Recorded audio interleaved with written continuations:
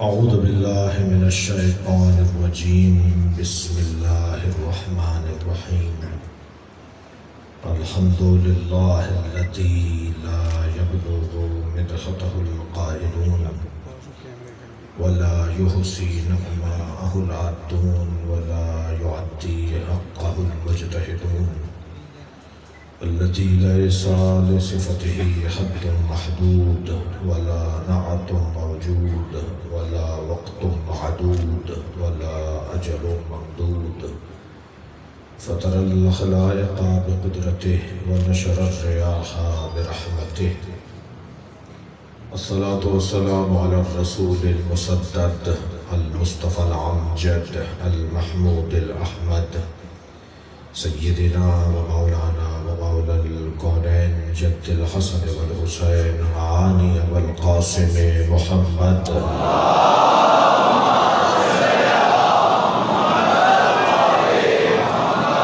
وآله الطيبين الطاهرين المعصومين الذين قال الله إنما يريد الله ليذهب عنكم الرجس أهل البيت ويطهركم تطهيرا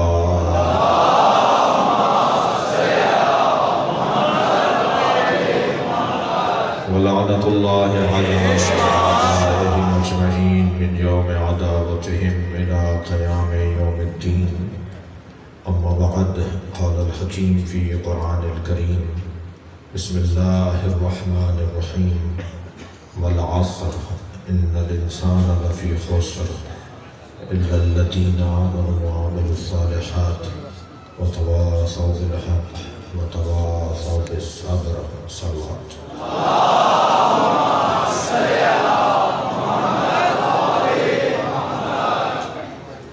سورہ مبارکہ والعصر قرآن مجید کا مختصر مگر مکمل سورہ پورے قرآن کا اگر خلاصہ پڑھنا ہو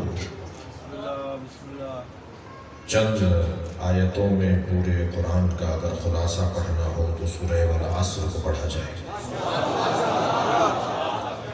ویسے مختصر بات کرنا مشکل ہے مختصر بات کرنا زیادہ مشکل ہے لمبی گفتگو کرنے کی نسبت یعنی آسان بولنا مشکل ہے مشکل بولنا آسان ہے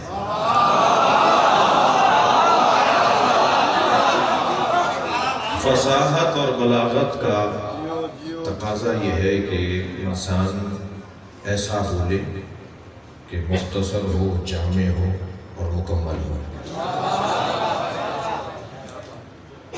خلاصہ دو جملوں میں بات کریں ایک جملے میں بات کریں ہم رسانوں پر ہوتے ہیں مختلف ٹی وی چینلز پر ہوتے ہیں تو آخر میں کہا جاتا ہے کہ جی پروگرام ختم ہو رہا ہے آخری ایک بات آپ کریں پوری گفتگو کا خلاصہ تو پوری ایک گھنٹے کی گفتگو کو ایک جملے میں بیان کیا جاتا ہے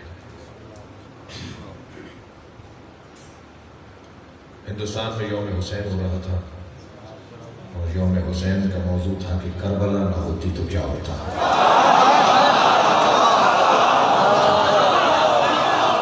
مضمون مہمان خصوصی تھے علامہ سید علی نقی ہمارے یہاں مہمان خصوصی کے ساتھ ایک زیادتی ہوتی ہے انہیں آخر میں خطاب کروایا جاتا ہے جب مجمع تھک چکا ہوتا ہے سارے دن کا سیمینار تھا آخر میں کہا جی آپ آئیے جب لوگ تھکے ہوئے تھے تو اس دن تو ایسا نہیں ہوا مگر وقت ختم ہو گیا تھا اور 5 منٹ رہ گئے مثلاً اذان ہونے میں اور وقت ختم ہو گیا کہ اب اس کے بعد گفتگو نہیں ہونی تو نقطن صاحب سے معافی مانگتے ہیں انہوں نے کہا جی 5 منٹ میں اگر آپ کچھ کہہ سکیں انہوں نے کہا نہیں 5 منٹ بھی جاتا ہے میں آدھے منٹ میں بات کروں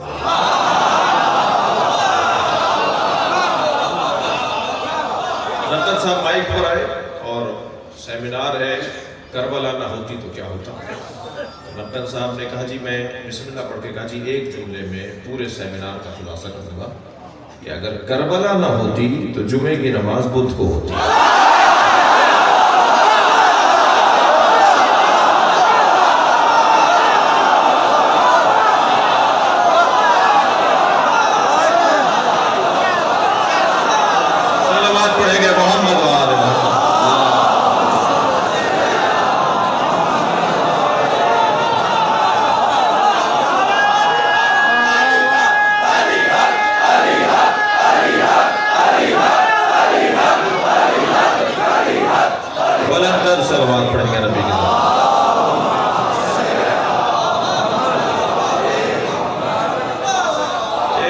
نماز کربلا نہ ہوتی تو کیا ہوتا؟ یہ نقل صاحب نے ایک جملہ کہہ دیا، میں چند جملے اور بڑھا رہا ہوں۔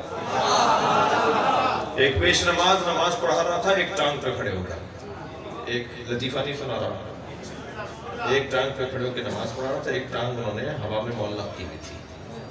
تو نماز کے بعد کسی نے پوچھا کہ یہ کیا انداز تھا بھائی؟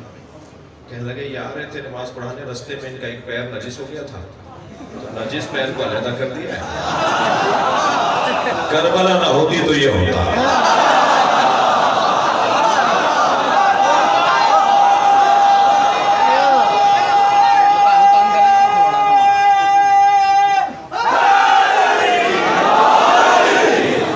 ایک زندہ کو باندھ کر چارپائی پہ لٹایا ہوا تھا اور نماز پڑھا رہے تھے مولانا صاحب، نماز جنازہ، اور 40 لوگ نماز پڑھ رہے تھے، ایک زندہ کو باندھا ہوا تھا اور وہ پکار کے کہتا میں زندہ ہوں گا، اور مولانا نے نماز پڑھا دی۔ جب نماز پڑھا دی تو کسی نے پوچھا کہ حضور یہ تو زندہ تھا، کہنے میں کیا کروں، 40 کہہ رہے تھے مردہ ہے، ایک کہہ رہا تھا کہ میں زندہ ہوں، میں ایک کی مانوں یا 40 کی مانوں؟ کربلا نہ ہوتی تو یہ ہوگا۔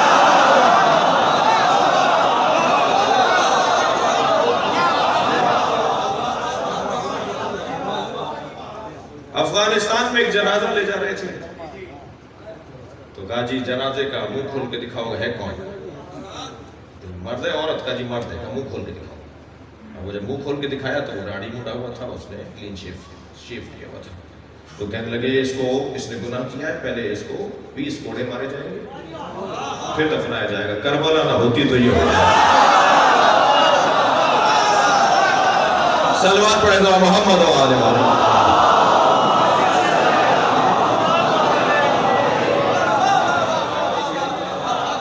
اگر کربلا میں حسین نے قربانی نہ دی ہوتی تو دین ملاؤں کا مذاق بن جاتا۔ اب کربلا بار بار دہراؤ، خرچہ ہوگا، پیسہ لگے گا، جانوں کے نذرانے دیے جائیں گے، خرچہ ہوگا، اہتمام ہوگا، انتظام ہوگا، تکلیفیں اٹھانا پڑیں گی، مگر بار بار کربلا کو دہراؤ تاکہ جمعہ کی نماز بدھ کو نہ ہو جائے۔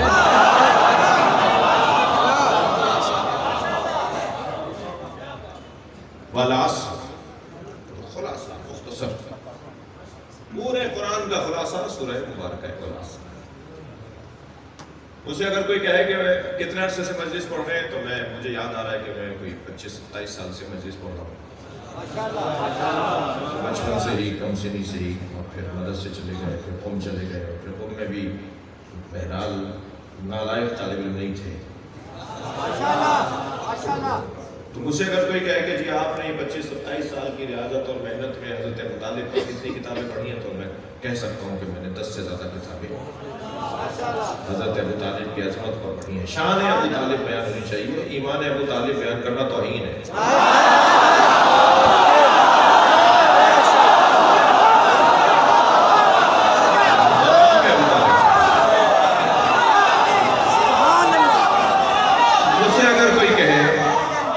مجھ سے اگر کوئی کہے کہ جی آپ نے 10 کتابیں حضرت ابو طالب کی شان میں پڑھی ہیں، تو مختصر ایک جملے میں کچھ کہہ سکتے ہیں حضرت ابو طالب کے لیے؟ مجھ سے اگر کوئی کہے کہ ایک جملے میں کچھ کہے تو میں اپنی 10 کتابوں کے مطالعے کو ایک جملے میں یوں کہوں گا کہ اگر ابو طالب کو ڈھونڈنا ہے تو ابو طالب صف انبیاء میں ملتے ہیں۔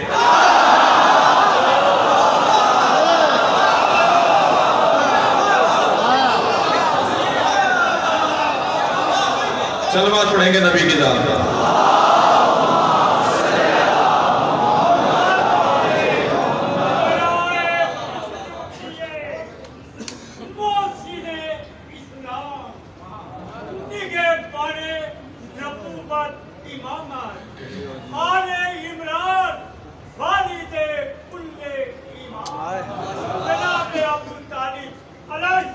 کی عظمت پر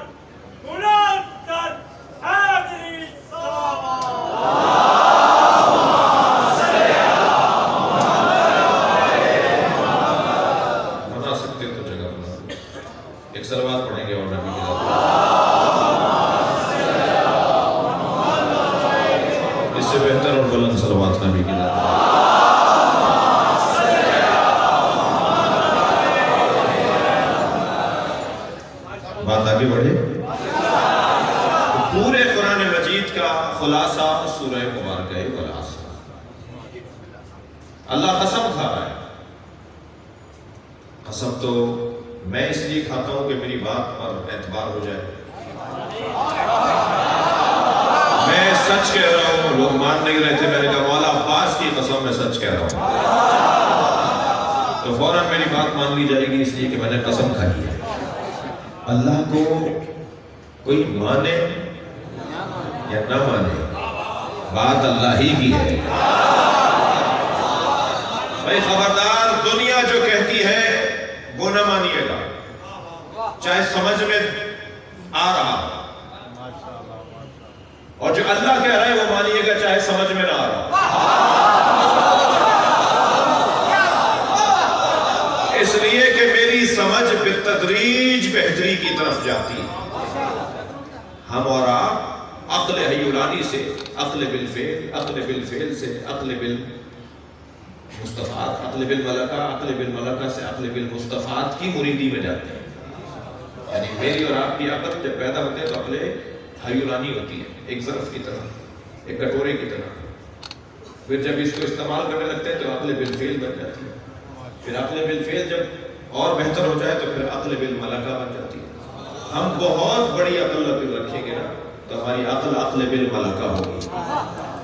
ہم پیدا ہونے کے بعد سے لے کر دانشور بننے تک، نابغہ روزگار بننے تک، معاشرے کے سب سے بڑے دانشمند بننے تک عقل بالملکہ تک جاتے ہیں۔ اہل بیت کی پیدائشی طور پر عقل بالمصطفیٰ ہوتی ہے، یہ وہاں سے پڑھ کر آتے ہیں، ان کے آنے سے پہلے عالم ہوتے ہیں، یہ ابھی دنیا میں قدم نہیں رکھتے کہ یہ وہاں سے پڑھ چکے ہوتے ہیں۔ لہٰذا امام حسین کے لیے امام حسن کا فرمان، حضرت فرماتے ہیں ان اخ الحسین قد عالمنا علما، میرا بھائی حسین ہم سب سے بڑا عالم ہے۔ امام حسن فرما رہے امام حسین کے لیے قد عالمنا علما اسقلنا رحما اسقلنا حلما، میرا بھائی حسین ہم سب سے زیادہ حلیم اور بردبار ہے۔ وَأَقْرَبُنَا مِن رَسُولِ اللَّهِ رَحِمًا، اور ہم سب سے زیادہ نبی سے قربت رکھتا ہے۔ یہ تین جملے، چوتھا جملہ عظمت امام حسین کا فرماتے ہیں کانا یقرأ الوحی قبل ان ينطق، حسین نے قرآن نازل ہونے سے پہلے قرآن پڑھ لیا تھا۔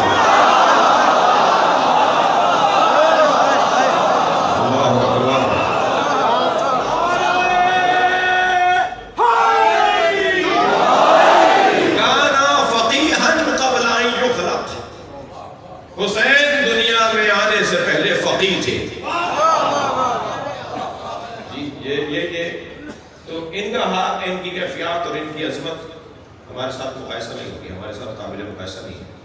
اور یہ میرا کوئی زور عقیدت نہیں ہے، یہ کوئی جذبہ نہیں ہے، کوئی جذباتیت نہیں ہے، بلکہ مولا علی کا حکم ہے لا یقاس بعلی محمد احد من هذه الامہ، خبردار اس امت کے کسی فرد کو بھی آل محمد کے برابر ملا کر مقایسہ نہیں کرنا، وہ بھی بڑے وہ بھی بڑے۔ جب اگر کسی بڑے کے ذکر کرنا تو اہل بیت کے علاوہ بات کرنا، اہل بیت کے برابر ملا کر اہل بیت کے ساتھ کسی اور امت مصطفیٰ کی کسی فرد کو برابر ملا کے نہ بٹھانا۔ جملہ سنے مولا علی کا، فرماتے ہیں کیفا یوسفا من جرت نعمتہم، کیسے وہ اہل بیت کے برابر ہو سکتے ہیں جو اہل بیت کے ٹکڑے کھاتے ہیں۔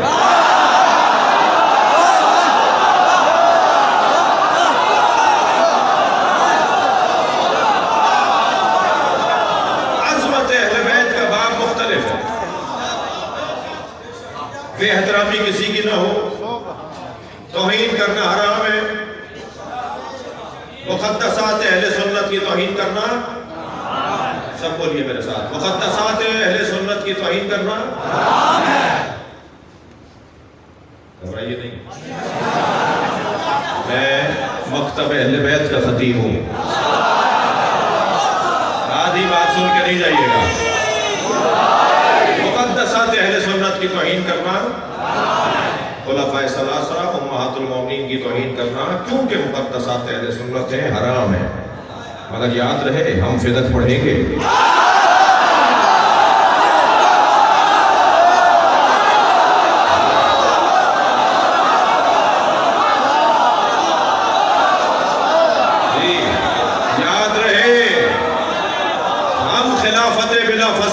ممبر سے بیان کریں گے. یاد رہے ہم افضلیت مولا علی کو بیان کریں گے.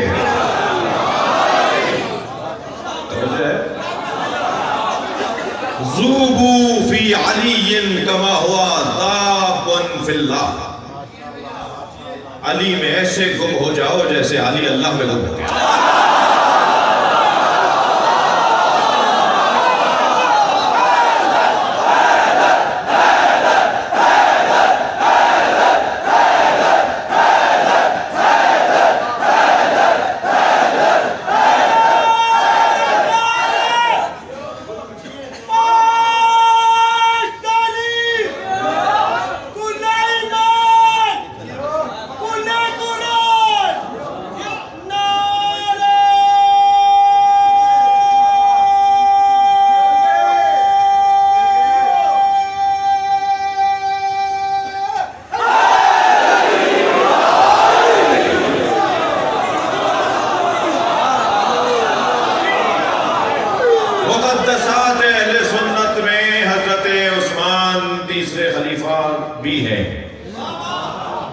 یہ جملہ سننے کے بعد سنے آپ. مقدسات اہل سنت کی توہین کرنا حرام ہے. امہات المومنین اور صحابہ کرام اور خاص طور پہ خلفائے راشدین خلفائے ثلاثہ ان کی توہین کرنا حرام ہے. لیکن ہم سے بنی امیہ کی تعظیم نہیں ہوتی.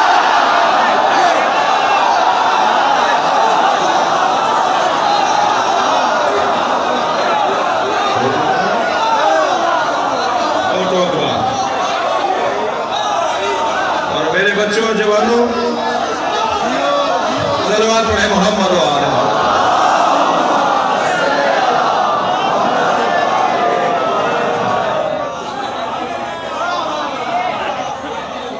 خبردار یہ ممبر اور ممبر مدینہ کی شبیہ.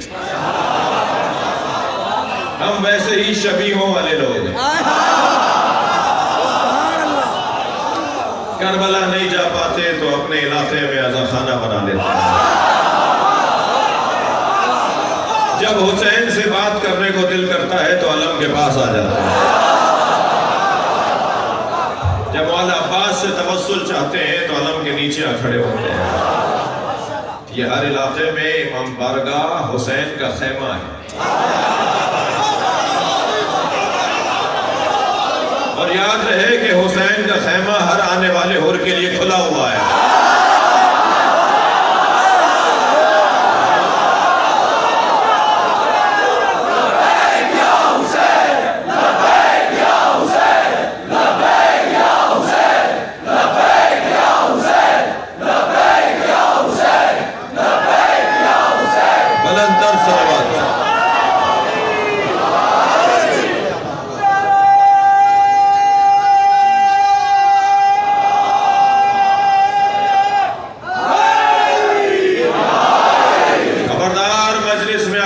سنی بھائی آیا بیٹھا ہے تو ہماری جان ہے. خود نیاز پکائی خود کھا لی یہ کون سا ہنر ہے. اپنے سنی بھائیوں کا احترام کیجیے گا. نیاز پہلے انہیں کھلائیے گا. پڑوس میں بھی جو میرے عزیز رہتے ہیں انہیں نیاز بھیجیے گا. اگر واپس کرتے ہیں تو دوبارہ بھیجیے گا. واپس کر دے تو اسے بارہ بھیجیے گا. اس لیے ناراض ہونے کی ضرورت نہیں ہے. یہ آپ کا اس کا مسئلہ نہیں ہے, اس کا حسین کا مسئلہ ہے. میں یقین سے کہتا ہوں کہ 3 دفعہ سے زیادہ آپ کو زحمت نہیں ہوگی, پھر رنگ ہی بدل جائے گا. جو لوگ نیاز کو نہیں مانتے, سبیل کو نہیں مانتے, وہ مکے سے زمزم لا کے بانٹتے ہیں.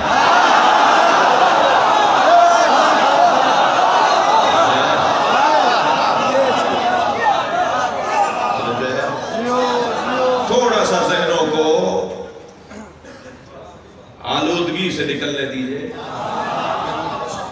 تو خود باتیں سمجھ میں آ جائیں گی. مجھے تو امام کی آمد کی خوشبو ہو رہی ہے, خوشبو آ رہی ہے, امام کے ظہور کی خوشبو آ رہی ہے, اس لیے کہ امام کے ظہور سے پہلے حقائق کھلیں گے جو کھلنا شروع ہو گئے.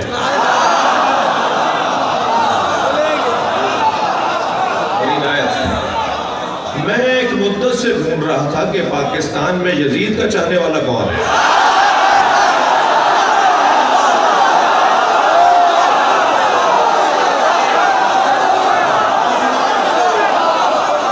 لبیک یا حسین,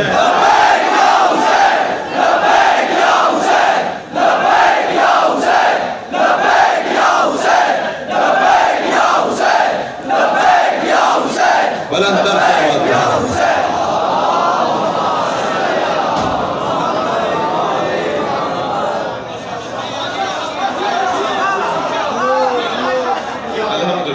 چہرے سے ہمیں خبر تھی لئی کی ٹولی خود اپنے فکر معاش میں تھی.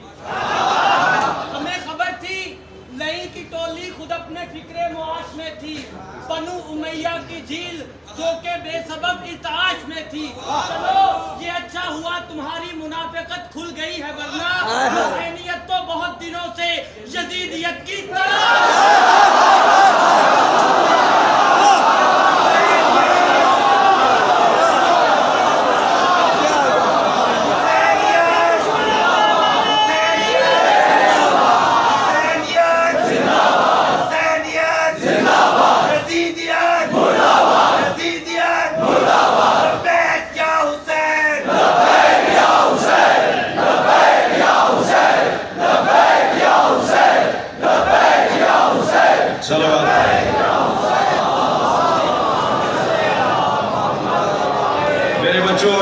خبردار. اگر کوئی چپتا ہوا جملہ, کوئی تکفیری جملہ, کوئی دل آزاری کی پوسٹ آپ کے موبائل میں, آپ کے سوشل میڈیا, آپ کے واٹس ایپ پر آئے تو انہیں ویسا ہی جواب نہیں دینا.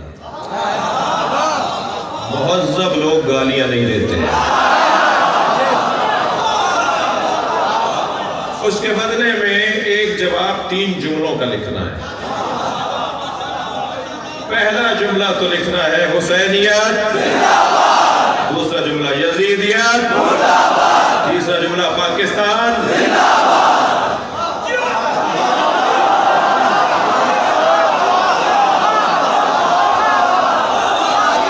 صلوات پڑھیں گے محمد و آل محمد.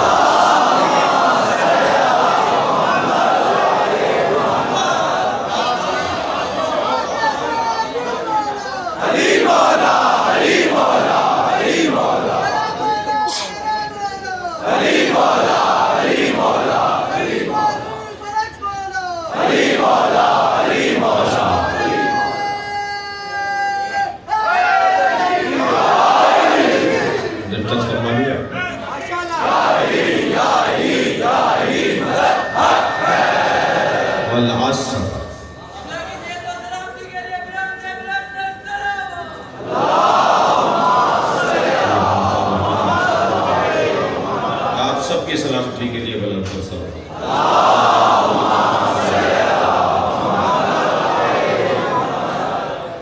توجہ کر رہے ہیں. والعصر, اللہ قسم کھا رہا ہے. میں تو قسم اس لیے کھاتا ہوں کہ میری بات پر اعتبار ہو جائے. اللہ کو کیا ضرورت تھی؟ کوئی مانے تب بھی اللہ کی بات حق ہے, کوئی نہ مانے تب بھی بات اللہ کی حق ہے. تو اللہ نے قسم کیوں کھائی ہے؟ اللہ نے قسم اس لیے کھائی ہے کہ جس کی قسم کھا رہا ہے وہ اس قابل ہے کہ اللہ اس کی قسم کھائے. اب اللہ نے قسمیں قرآن مجید میں 15 سے زیادہ کھائی, 15 سے زیادہ اللہ نے قسمیں کھائی. واللیل والفجر والصبح والنہار والعصر.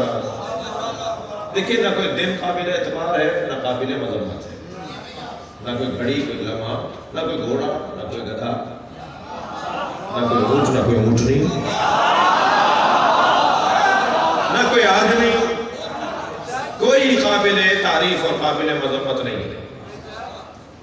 نسبتیں ہوتی ہیں جو اسے قابل تعریف اور قابل مذمت بناتی ہیں۔ اگر کسی جانور سے اچھی نسبت ہو گئی ہے تو جانور قابل تعریف، اور اگر کسی آدمی سے نسبت بری ہو گئی ہے تو وہ رضی اللہ نہیں ہے۔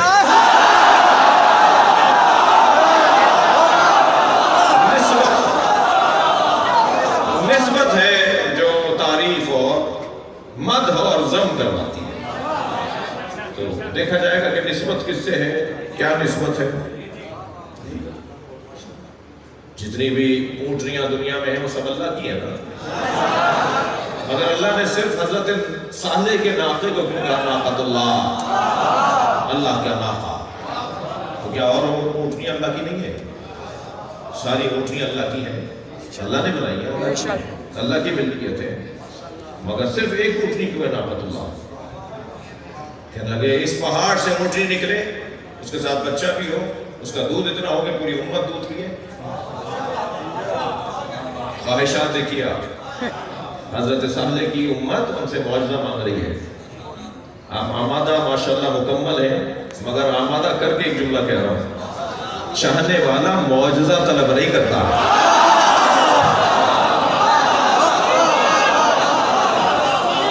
خبردار، مولا عباس کچھ دیں گے تو مانو گے، یہ چاہنے والوں کی نشانی نہیں ہے۔ کچھ دیں تب بھی اسی دروازے پر رہیں گے، نہ دیں تب بھی دروازہ چھوڑ کر نہیں جائیں گے۔ آیت اللہ جوادی عاملی حاضر آیت اللہ وحید خراسانی فرماتے ہیں کہ اگر میں نے یہ کہہ دیا کہ میں اہل بیت کے در کا کتا ہوں تو مجھے توبہ کرنا پڑے گی، اس لیے کہ دعویٰ بڑا ہے، دلیل نہیں ہے۔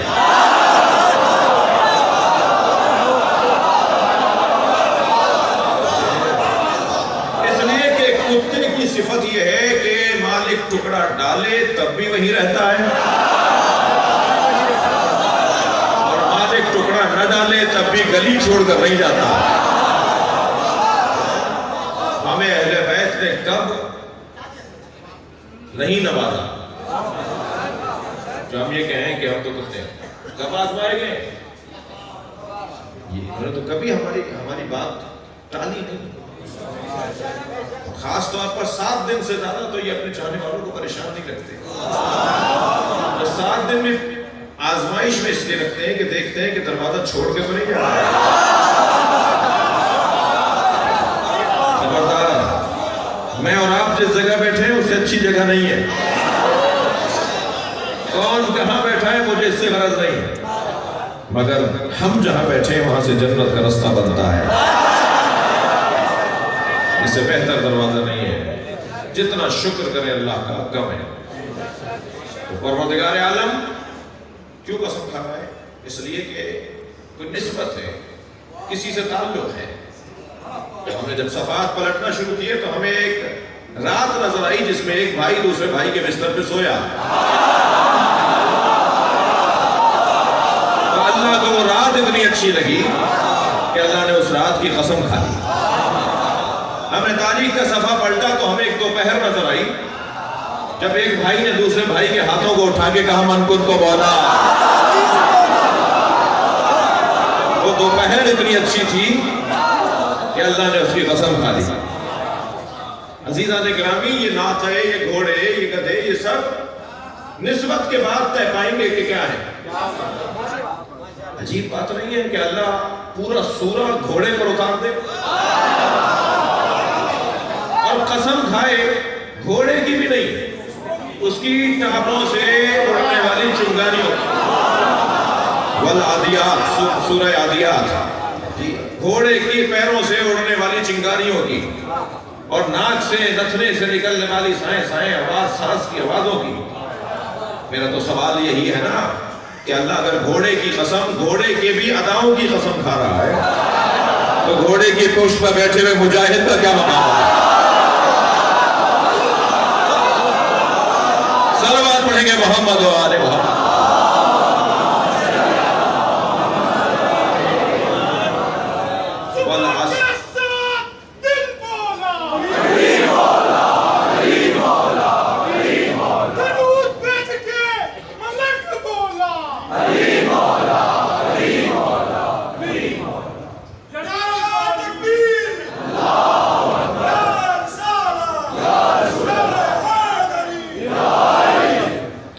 کی؟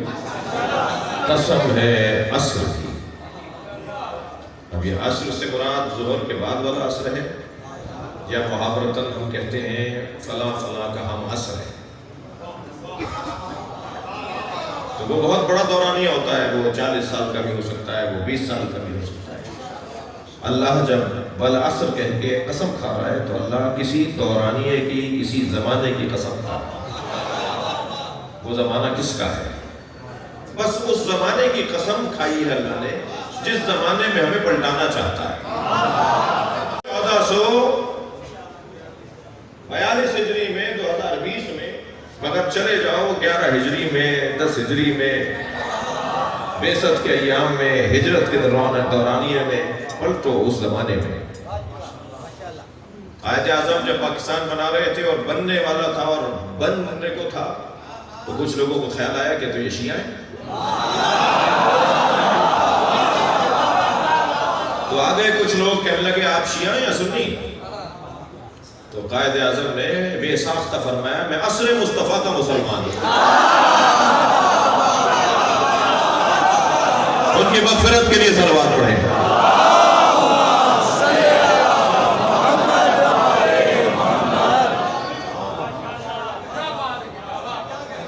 سارا مسئلہ یہ ہے، دقت ہے، سارا مسئلہ یہ ہمیں عصر مصطفیٰ میں پلٹنا ہے۔ اللہ نے قسم اس لیے کھائی ہے تاکہ اس دور میں پلٹ جاؤ۔ اسی زمانے سے ہمیں سب کچھ ملا ہے۔ یہ سنی، شیعہ، دیوبندی، بریلوی، سلفی، مالکی، شافعی، حنبلی، یہ تقسیم، اہل حدیث، یہ تقسیم ہماری ضرورت ہے۔ اسلام نے ہمیں ان عنوانوں میں تقسیم نہیں کیا، یہ ہماری ضرورت تھی، ہم نے خود سے اپنے نام رکھ لیے۔ 300 سال پہلے کچھ اور نام تھے، 600 سال پہلے کچھ اور نام تھے، یہ ہماری ضرورت کے مطابق ہمارے معاشرے میں نام رکھے ہوئے ہیں۔ اللہ نے صرف 2 ہی مسلک بنائے، اللہ نے ہمیں ان مسلکوں میں تقسیم نہیں کیا ہے، اللہ نے صرف 2 ہی مسلک بنائے ہیں جی، محکمات، متشابہات۔ الجھے ہوئے لوگوں کا مسلک، میں اور لفظ بہتر کرتا ہوں، تاریک رستے پہ چلنے والے لوگ اور روشن رستے پہ چلنے والے لوگ۔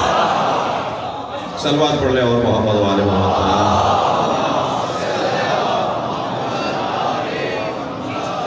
میر حسن آ رہے ہیں؟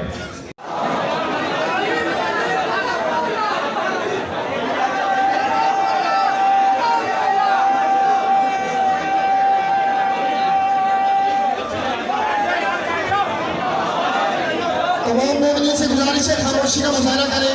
قبلہ صاحب اپنا خطاب جاری و ساری رکھیں گے۔ اختتام مجلس پر شفیع تابوت علی موسیٰ رضا برحمت اور میر بھائی دعا خوانی فرمائیں گے، اور حبیب خدا ختم الانبیاء پرزور حیدری سلام تشریف رکھیں، یہ بھی تشریف رکھیں سارے، بہت مہربانی تشریف رکھیں یہاں پہ، آپ سب سے دستبستہ گزارش ہے تشریف رکھیں۔ سلام میر سجاد جو آئے کو بھی پیسہ دے دیں، میر سجاد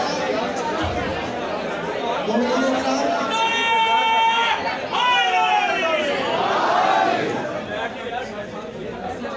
برائے خشود محمد آل محمد صلوات، میر سجاد کو بھی رستہ دے دیں۔ ایک بلند تر صلوات، اس سے بہتر صلوات۔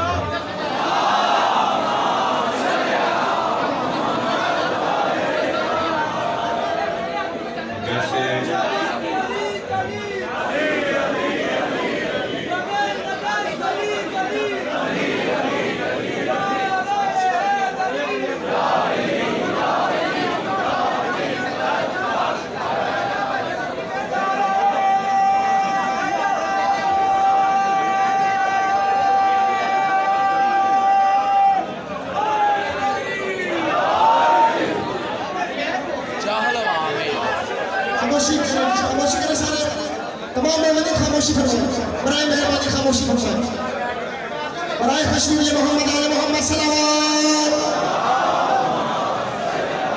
ہے ہماری درسگاہ، ہے ہماری درسگاہ، حق کا سیدھا راستہ،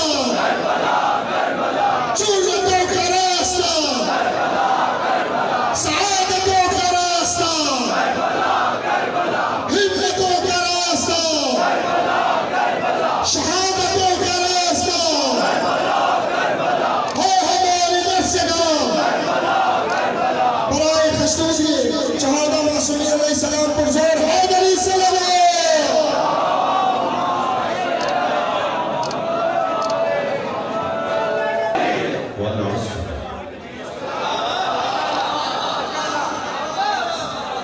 वो वक्त कौन सा है जिसको अल्लाह याद कर रहा है।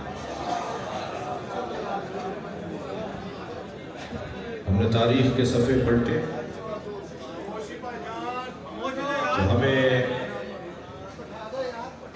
इन दिनों से कुछ निस्बतें नजर आई। वैसे भी हम निस्बतों वाले लोग हैं। मेरे मौला हसन मस्जिद से बाहर तशरीफ फरमा हो रहे थे। साहबा इकराम मस्जिद से बाहर निकल रहे थे कि हज़रत अबू बकर ने हज़रत इमाम हसन को दोनों हाथों से पकड़कर अपने कांधे पर बिठा दिया। चलने लगे। इमाम हसन मुतवज्जे हुए कि किसने कंधों पर उठाया है, तो हज़रत अबू बकर थे। मौला अली इस मंजर को देख के मुस्कुरा रहे। तो एक सहाबी ने पूछा कि अबू बकर तुमने हसन को अपने कांधों पर उठा लिया, तो फरमान लगे ये शबीह मुस्तफ़ा है।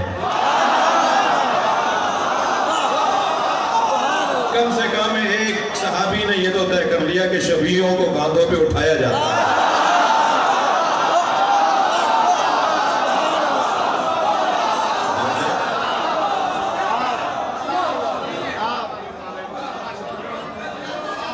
अगर रात की अल्लाह कसम खा रहा है तो कोई रात है जो इतनी बुलंद है कि वो अल्लाह याद रखवाना चाहता है कि जिस रात में एक भाई दूसरे भाई के बिस्तर पे सोया है। और यही अमल अब कहने लगे जी हमें हज़रत सालेह के लोग हमें ऊँटनी चाहिए इस पहाड़ से निकलती हुई, और ऊँटनी के साथ बच्चा भी हो और उसका दूध इतना हो कि पूरी उम्र दूध पिए। तो जैसे ही उन्होंने कहा ना कि हमें इस पहाड़ से ऊँटनी चाहिए, तो पहाड़ था, आरज़ू है देखिए कैसे है। तो फौरन हज़रत सालेह ने फरमाया हाज़िही नाक़तुल्लाह, ये रहा अल्लाह का नाका। तो पहाड़ फटने लगा और एक ऊँटनी बाहर आई, उसके पीछे पीछे बच्चा, और मुद्दतों उसका दूध पीते रही पूरी उम्मत। वो पहाड़ था। हज़रत सालेह ने इरादा किया तो ऊँटनी हो गई। विलायत तकवीनी और किसे कहते हैं। अब देखिए वहां ऊँटनी नहीं थी, फरमाया हाज़िही नाक़तुल्लाह, तो ये नाका ही अल्लाह का नाका क्यों है? सारी ऊँटनी अल्लाह की है। ये नाका अल्लाह का नाका इसलिए है कि एक नबी की नबूवत पर दलील है। तो कभी तो नबी की नबूवत पे दलील नाका बनता है, कभी काबे की दीवार फट कर एक आयतुल्लाहिल कुबरा सामने आता है। तवज्जो कर लिया तो पलटना है। वल्अस्र, कसम है अस्र मुस्तफ़ा की, हमें अस्र मुस्तफ़ा में जाना है, उस दौर में पलटना है, इसीलिए अल्लाह ने कसम खाई। और अजीजों याद रहे, अगर मुस्तफ़ा सरकार समझ में आ गए तो सारी उलझने दूर, और अगर सरकार जो आज उलझने हैं वो वजह यह है कि सरकार को समझा नहीं। मैंने सरकार की सीरत पर, जैसे मैंने कहा ना कि हज़रत अबू तालिब की सीरत के ऊपर अगर कोई मुझसे कहे एक जुमले में बात करें, ऐसे अगर सरकार की सीरत के बारे में कोई मुझसे कहे कि कितनी किताबें पढ़ी, तो मसलन अगर मैं कहता हूँ कि 20 किताबें मैंने सरकार की सीरत में पढ़ी हैं, और कोई कह दिए एक जुमले में बताइए सरकार की सीरत, तो मैं सरकार की सीरत को खुलासा ये करूँगा तालिब इल्माना लहजे में कि मैंने नबी को देखकर पढ़कर यही अंदाजा लगाया, यही समझा हूँ कि सारी जिंदगी सरकार ने या अल्लाह पहुँचाया या अली पहुँचाया।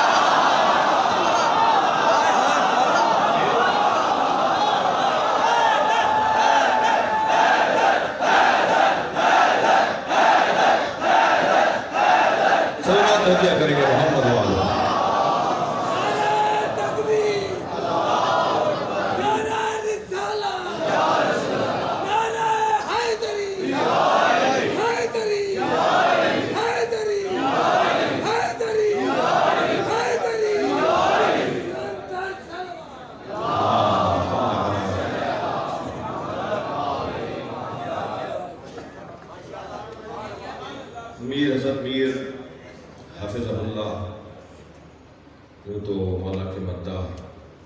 بڑے ہی خوشبو اللہ نے ہمیں عطا کیے ہیں،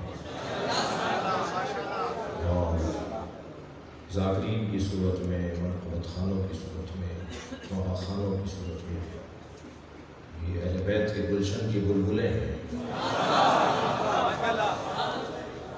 جب یہ چہکتی ہیں تو گلشن میں پرندے بڑھتے ہیں،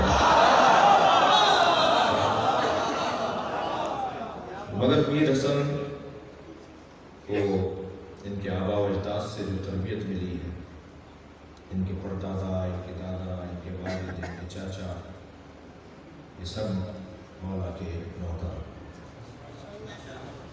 میں نے ان کے پردادا کو بھی دیکھا، اور میرے بھی دادا تھے، میرے دادا کے بھائی تھے کہہ لیجیے، اور ان کے دادا کو بھی، ان کے والد تو میرے والد کے عزیز بھی تھے اور دوست بھی تھے۔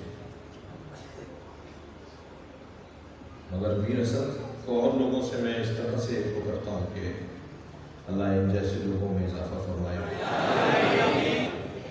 سادگی، سچائی، عزا کو اپنے اوپر پہلے نافذ کرنا، جو اپنی آنکھوں پر عزا کو نافذ نہ کرے،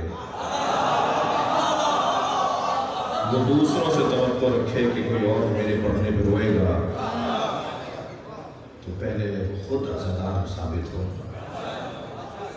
سادگی، کوئی فیشن کے کپڑے نہیں پہنے ہوئے، کوئی لمبے بالوں کی میں مذمت نہیں کر رہا، اچھی بات ہے کسی کا شوق ہو، مگر ان انداز، ایک طریقہ، تو سرکار کے بھی لمبے بال تھے، کچھ غلط فہمی نہ ہو کسی کو، لیکن بحث یہ ہے کہ یہ جو ذکر ہے نا، یہ ذات کی نفی، پہلا سبق کربلا کا ذات کی نفی ہے۔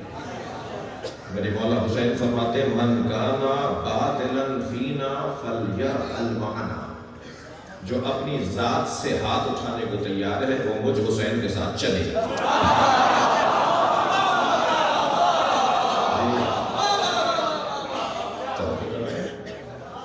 گھر کی عزاداری، اپنی عزاداری، خود گھر سے عزادار، گھر کی عزاداری، تو یہ اللہ نے ان کو توفیق دی ہے۔ ان کے لیے آپ سب ہم سب مل کر دعا کریں کہ اللہ اور ان کی گلے میں درد عطا فرمائے، اور تعدیر انہیں مولا کی خدمت میں مصروف رکھے۔ میرا دل کر رہا ہے کہ میں 5-8 منٹ فضائل اور پڑھوں۔ عصر مصطفیٰ میں پلٹنا ہے۔ عصر مصطفیٰ کی ایک چیز ہمارے لیے رہنما ہے، عصر مصطفیٰ کی ایک چیز بہت عظیم موضوع ہے، شمائل مصطفیٰ پہ بات ہونی چاہیے، القاب مصطفیٰ پہ، اسماء المصطفیٰ پہ، سرکار کی جو نورانیت کا پہلو ہے، سرکار کی جو سیرت کا پہلو ہے، سرکار کی جو ازواج میں تعدد ہے، سرکار کے اصحاب میں جو تکثر ہے، اور سرکار کی اہل بیت سے متعلق جو عظمتیں ہیں، تو جو ایک اللہ نے، اللہ اکبر، میں تو قرآن پڑھ کر اس نتیجے پہ پہنچتا ہوں کہ یہ عاشق اور معشوق کی گفتگو ہے۔ یہ طے کرنا مشکل ہے کہ عاشق کون ہے اور معشوق کون ہے، اور اگر اسے بھی ایک جملے میں بیان کرنے کی ناتوان کوشش کروں تو میں یہ کہوں گا کہ جب یہ احمد ہوتے ہیں تو عاشق ہوتے ہیں، جب محمد ہوتے ہیں تو معشوق ہوتے ہیں۔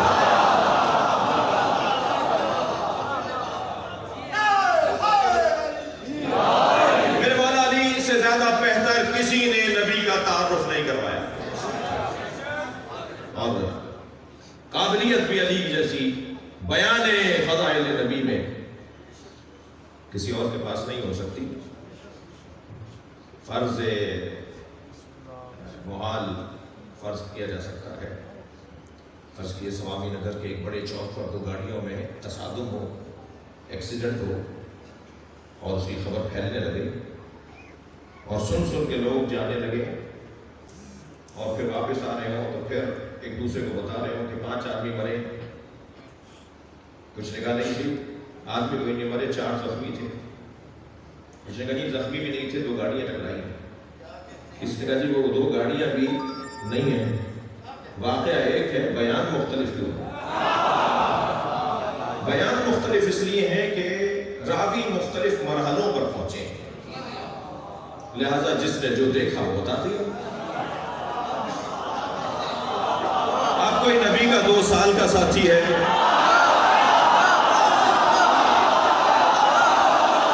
کوئی سرکار کا 10 سال کا ساتھی ہے، ہمیں تو نبی اس سے چاہیے جو نبی کی گود میں آیا۔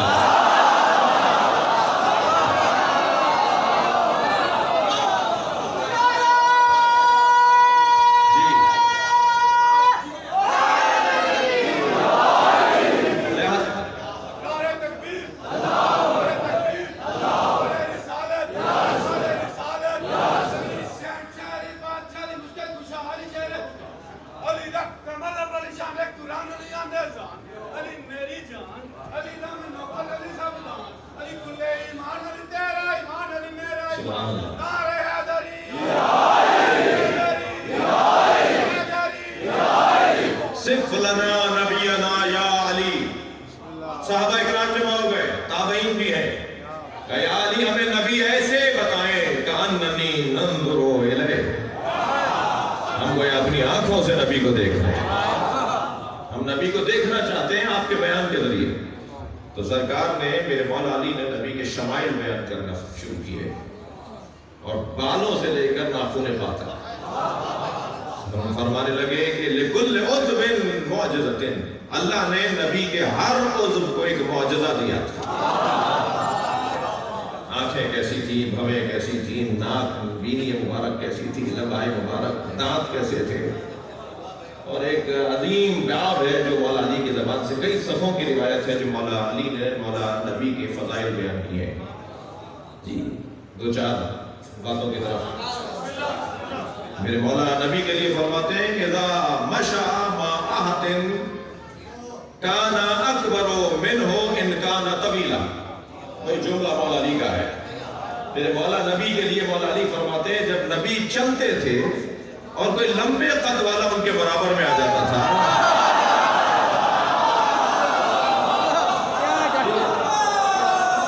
جب نبی چلتے تھے اور کوئی لمبے قد والا نبی کے برابر میں آ جاتا تھا تو نبی کا قد اس سے اونچا ہو جاتا ہے۔ نبی کے قد کا معجزہ، نبی کے قد کا معجزہ، اگرچہ وہ لمبا ہوتا تھا، ان کانا طویلا، اگرچہ وہ لمبا ہوتا تھا، نبی کانا اطول منہ، اس سے بھی زیادہ لمبے ہو جاتے تھے۔ اللہ نہیں چاہتا کہ کوئی قد میں بھی نبی سے بڑا ہو۔ عظمت مصطفیٰ بیان کر رہے ہیں۔ فتح خیبر کا موقع، بہت کچھ مال غنیمت میں ملا، مولا علی 40 دن خیبر فتح کیا، مال غنیمت میں کچھ جانور بھی نکلے، لائن سے باندھ کر کھڑا کر دیا تھا جانور، اونٹ تھے، اونٹنیاں تھیں، گائے بھینسیں، گدھے گھوڑے سبھی تھے۔ سرکار تشریف فرمائے اور مال غنیمت کی تقسیم ہو رہی ہے کہ اچانک نبی نے دیکھا کہ ایک گدھا ہے جو رسی چھڑوا کر آپ کی طرف لپک رہا ہے۔ حضرت نے فرمایا اس کی رسی چھڑوا دو، دیکھو یہ کرتا کیا ہے۔ جب رسی کھولی تو وہ دوڑتا آیا، نبی کے پیروں کا بوسہ دیا اور کہنے لگا کہ میرے آباء و اجداد کی پشت پر کوئی نہ کوئی نبی یا وسیع نبی بیٹھا ہے، میں محروم ہوں، کچھ دیر آپ سواری کریں یا علی سے کہیں مجھ پہ بیٹھے۔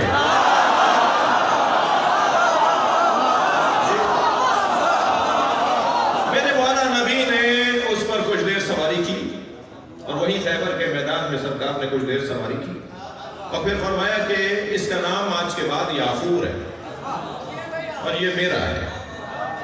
نبی کے بیٹھنے کی وجہ سے، نبی سے منسوب ہونے کی وجہ سے وہ اتنا سمجھدار ہو گیا تھا کہ نبی اگر اس کی پشت پہ سامان رکھ کر کہتے تھے فلاں صحابی کو دے کر آ جاؤ تو یہ اسی کو دے کر آتا تھا، اور اگر اس سے کہتے تھے فلاں کو بلا کر لے آؤ تو یہ اسی کے دروازے پہ جا کے آواز لگاتا تھا اور وہ سمجھ لیتا تھا کہ نبی بلا رہے ہیں۔ بھائی میری اب تک کی مجلس کا ایک شاید قیمتی جملہ ہو جو نبی کی بات سمجھے، میں اسے گدھا کیسے کہوں؟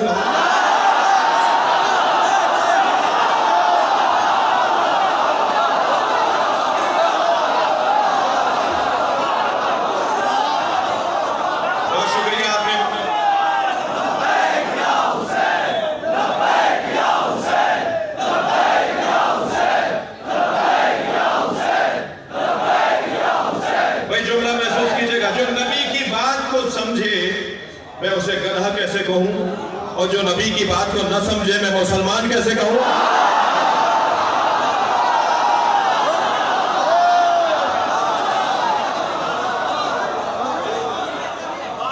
نبی کی معجزات میں ایک معجزہ یہ تھا کہ نبی کا سایہ نہیں تھا. جی نبی کا سایہ نہیں تھا. وقت چاہیے صرف اس ایک موضوع کے بعد کہ سایہ کیوں نہیں تھا. 10-15 علتیں ہیں جو سایہ نہیں تھا. جی نبی کا سایہ نہیں تھا, اس کی 10-15 علتیں ہیں. جی وہ ان علتوں کو بیان کروں. ایک علت یہ ہے کہ سایہ اندھیریا اور تاریکی ہوتا ہے اور نور سے کبھی تاریکی صادر نہیں ہوتی. اور میں اپنی عقیدت بھرا جملہ اور آپ کی محبتوں کا پیغام اور آپ کی محبتوں کو ہدیہ کر رہا ہوں مولا کی خدمت میں. جس نبی کا سایہ نہیں تھا اس نبی کے سائے کو علی کہتے ہیں.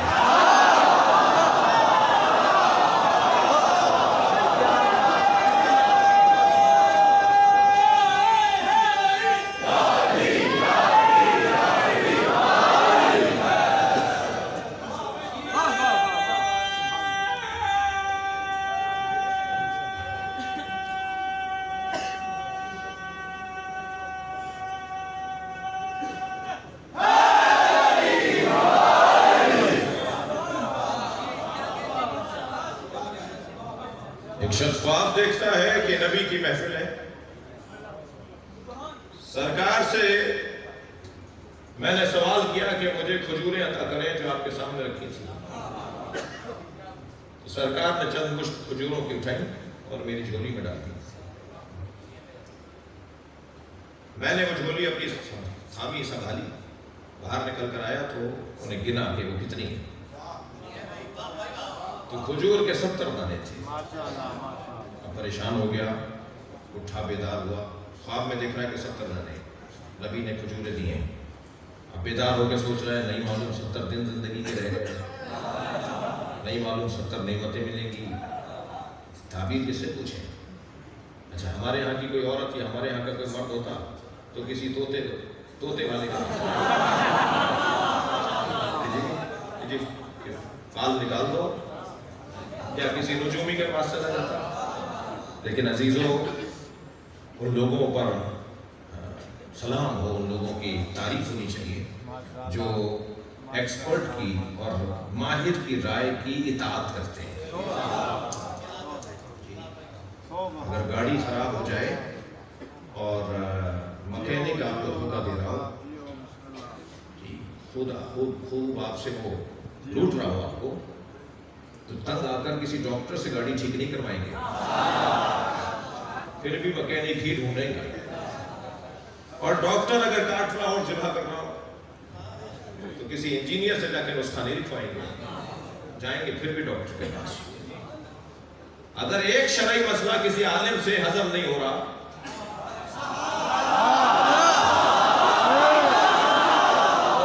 تو پھر مسئلہ پوچھنے کے لیے ککڑی بیچنے والے کے پاس نہیں جائیں گے,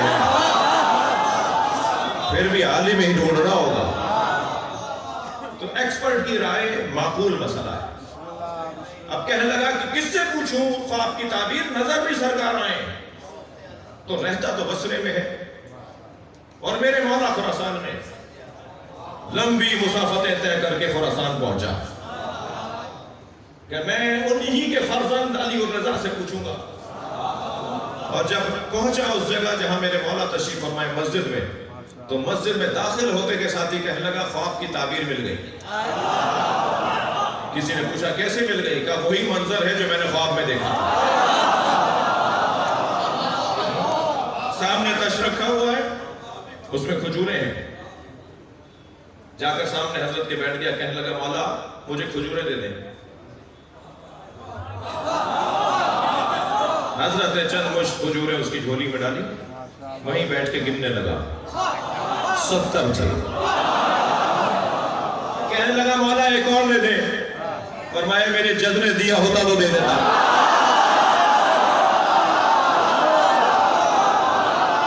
صلوات پڑھیں گے محمد و آل محمد.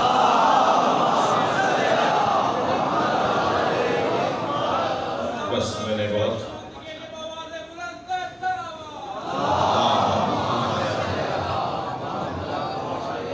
بہت زحمت دے لی آپ کو، بہت عبادت میں آپ کو مصروف رکھا.